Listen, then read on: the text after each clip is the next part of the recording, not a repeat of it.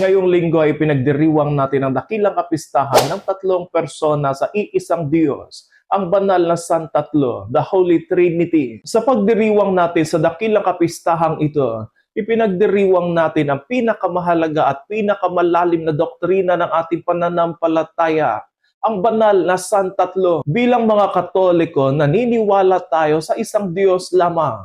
Ngunit sa iisang Diyos na ito, umiiral ang tatlong persona, ang Ama, ang Anak, at ang Espiritu Santo. Hindi tatlong Diyos, kundi isang Diyos sa tatlong persona. Ito ang pangunahing katotohanan ng ating pananampalataya, sapagkat dito nakabatay ang iba pang aral ng simbahan. Mahalagang maunawaan natin ang Ama, ang Anak, at ang Espiritu Santo ay hindi bahagi ng tatlong Diyos o tatlong magkakaibang Diyos. Ang bawat persona ay ganap na Diyos. Ang Ama ay Diyos, ang Anak ay Diyos, at ang Espiritu Santo ay Diyos. Ngunit hindi tatlong Diyos, kundi iisa lamang sa kalikasan at pagka-Diyos. Ang doktrinang ito ay hindi gawa-gawa ng simbahan lamang.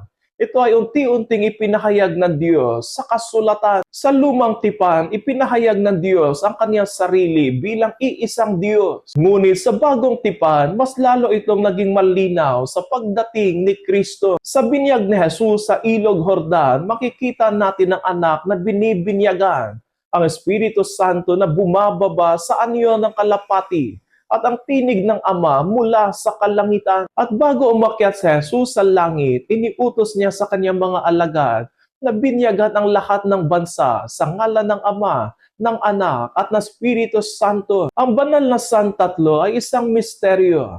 Hindi natin ganap at lubos na mauunawaan ito, dahil ang Diyos ay higit pa sa ating kaisipan. Ngunit hindi ibig sabihin na walang kaugnayan ito sa ating buhay. Ang pinakamahalagang ipinapakita ng banal na Santatlo ay ito, na ang Diyos ay pag-ibig. Bago pa nilikha ang mundo, ang Ama ay umiibig sa Anak, ang Anak sa Ama, at ang Espiritu Santo ay ang buklod ng kanilang pag-ibig. Kaya ang Diyos ay hindi isang malungkot at nag-iisang kapangyarihan. Ang Diyos ay isang komunyon ng pag-ibig. At dahil tayo ay nilikha ayon sa kanyang larawan, nilikha rin tayo para sa pag-ibig, pagkakaisa at pakikipag-ugnayan. Kaya kapag may galit sa pamilya, pagkakawatak-watak sa komunidad o kawalan ng pagmamahalan, lumalayo tayo sa larawan ng Diyos. Ngunit kapag may pagpapatawad, pagkakaisa at pag-ibig, doon nasasalamin natin ang buhay ng Santatlo. Mga kapatid, bilang mga Katoliko, sa tuwing ginagawa natin ang tanda ng krus,